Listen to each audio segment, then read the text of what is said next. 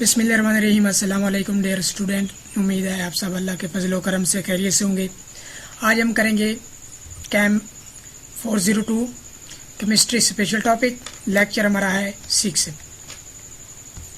Last time हमने देखी थी लैंग्वेज एब्जॉर्प्शन आइसोथर्म पार्ट 1। आज हम देखेंगे पार्ट 2।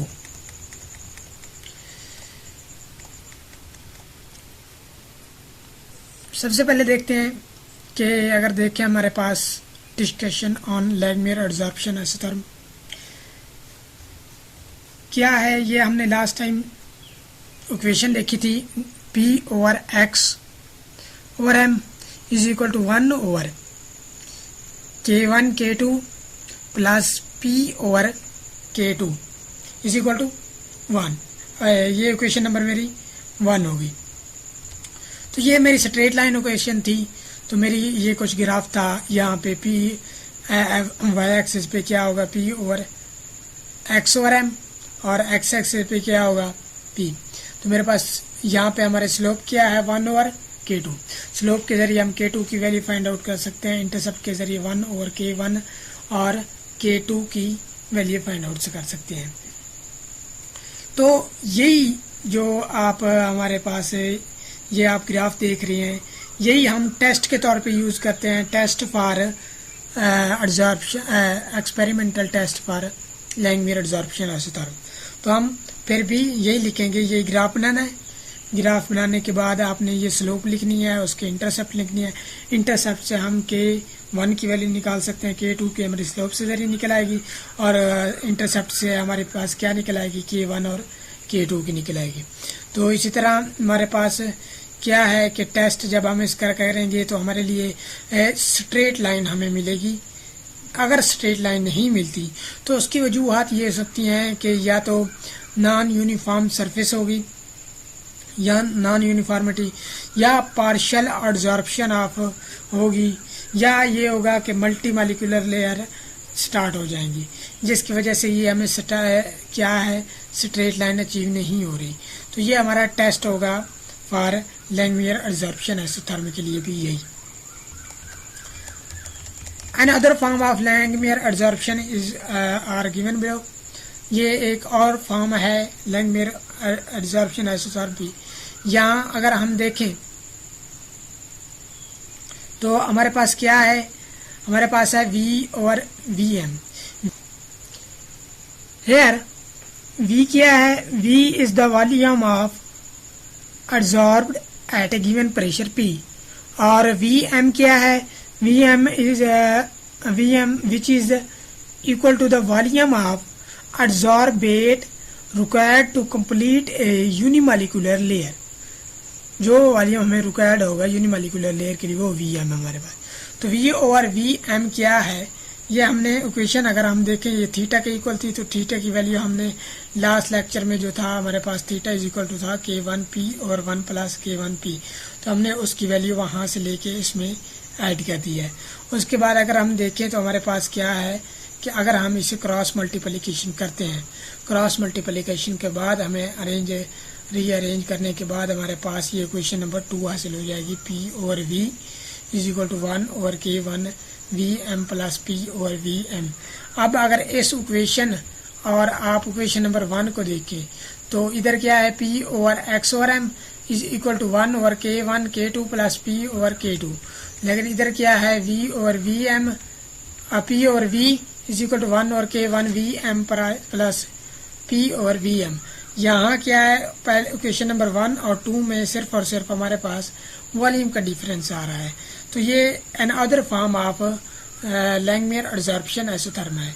ये कैसे आया है, आप इसको मल्टीप्लाई करें, क्रॉस मल्टीप्लिकेशन करने के बाद आप क्या करें, इसे रीअरेंज करें कि V को आप डिवाइड कर देंगे दूसरी साइड पे जाके P के नीचे, और जो उस दूसरी हमारे पास लेफ्ट हैंड साइड पे होगी उसको हम राइट हैंड साइड पे जाके डिवाइड कर देंगे। तो इस तरह हमारे पास इक्वेशन नंबर 2 निकल आती है।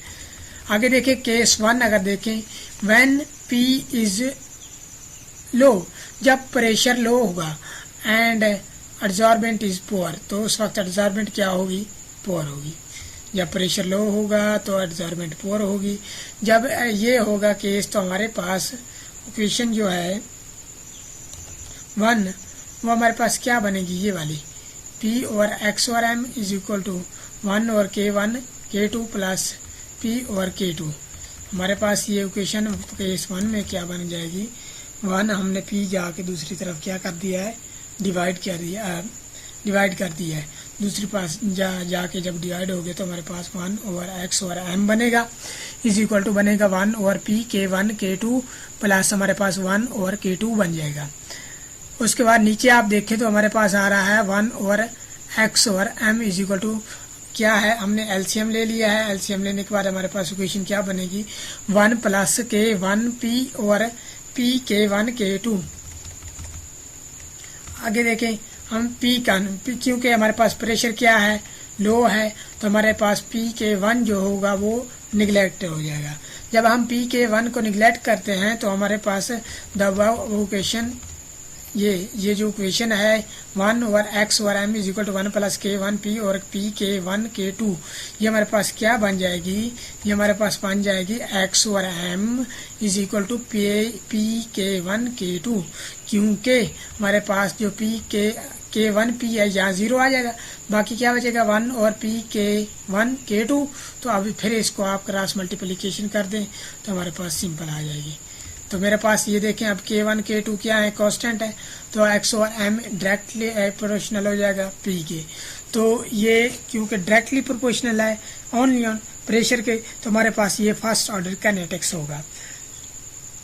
अब अगर हम यहाँ देखें तो ये क्वेश्चन शो कर रही है कि जो मैग्नीट्यूड ऑफ द एब्जॉर्प्शन है वो डायरेक्टली प्रोपोर्शनल है किसके, प्रेशर है। कब, जब प्रेशर लो होगा हमारे पास। अब केस 2 इसी तरह हम देखते हैं when the pressure is very high, जब प्रेशर बहुत हाई होगा तो हम क्या करेंगे, X और M absorption magnitude of absorption equation जो ऑलरेडी हमारे पास थी लास्ट लेक्चर में हमने देखी थी K1 K2 P और 1 प्लस K1 P, तो ये थी। अब यहाँ क्या होगा 1 प्लस K1 P, क्योंकि K1 P क्योंकि प्रेशर बहुत हाई है तो हम इसे कर लेते हैं is equal to K1 P के ही। अब 1 प्लस K1 P जो है वो हमारे पास क्या आ जाएगा, इक्वल टू हो गया K1 P के। तो मेरे पास ये क्या बन जाएगी इक्वेशन, X और M K1 K2 P और K1 P बन जाएगा। अब K1 P नीचे K1 से K1 का कैंसिल हो जाएगा। यहाँ पे देखिए X और M is equal to K1 K2 P और K1 P, K1 से K1 कैंसिल, बाकी क्या बचेगा, और P से P कैंसिल हो जाएगा, यानी कि K2 बचेगा। X और M is equal to K2 क्या है, कांस्टेंट है, तो कांस्टेंट के इक्वल आ जाएगा। तो यहाँ this equation show that magnitude of the absorption of gas on solid is independent of pressure. ये क्या है, प्रेशर पे इंडिपेंडेंट है।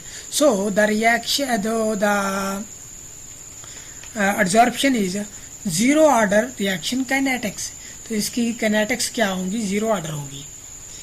अब देखें फर्स्ट में हमने क्या देखा कि वो जब लो प्रेशर था, लो प्रेशर पे absorption of gas depend upon pressure पे, और फर्स्ट ऑर्डर काइनेटिक्स था, यही एमसीक्यूज में आते हैं। और अगर हम देखें 2 की बात करें, केस 2 की बात, तो हमारे पास केस 2 क्या है कि जब प्रेशर हाई होगा उस वक्त ये इंडिपेंडेंट ऑफ द प्रेशर होगी, और क्या है इक्वल टू एब्जॉर्प्शन किसके इक्वल होगी, मैग्नीट्यूड ऑफ एब्जॉर्प्शन कांस्टेंट के इक्वल होगा, और रिएक्शन हमारे पास जीरो ऑर्डर रिएक्शन होगा।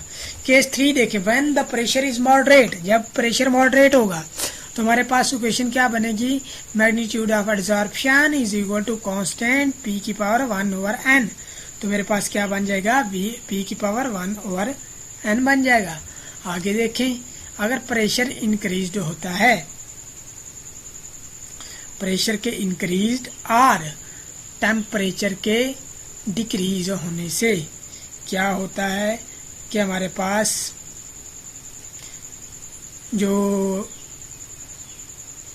एब्जॉर्प्शन है मोनोलेयर, यूनिमॉलिक्यूलर लेयर वो बनना स्टार्ट हो जाती है जब प्रेशर हम इंक्रीज करेंगे और डिक्रीज करेंगे, टेम्परेचर डिक्रीज करेंगे, तो हमारे पास एड्जॉर्प्शन क्या होती जाएगी, इंक्रीज होना स्टार्ट हो जाएगी। ये कुछ टिपिकल कर्व मैंने बनाई हुई हैं एक्सपेरिमेंटली, जो आप देख सकते हैं। ये इसकी वॉल्यूम और प्रेशर के वर्सेस हैं।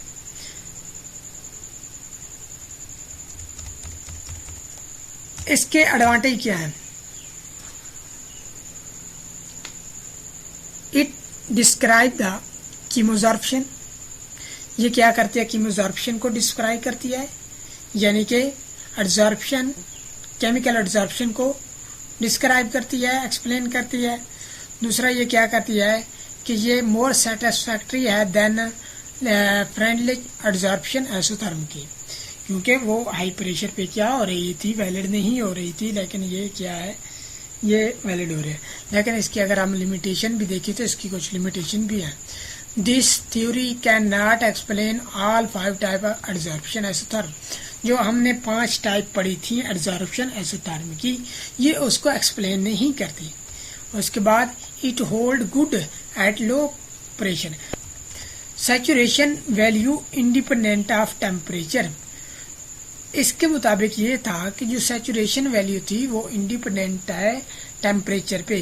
जो सैचुरेशन जब हम स्टेट अचीव करते हैं तो ये कि इसके मुताबिक ये था कि ये टेम्परेचर जो है ये इंडिपेंडेंट होता है, लेकिन टेम्परेचर पे इंडिपेंडेंट होती है। लेकिन एक्सपेरिमेंटली ये देखने में आया कि जो सैचुरेशन जब अचीव होती है तो टेम्परेचर पे डिपेंड कर रही होती है, तो इसलिए एक इसकी ये लिमिटेशन थी। तो ये थी हमारी आज की लैंगमुइर एड्जॉर्प्शन एसोथर्म।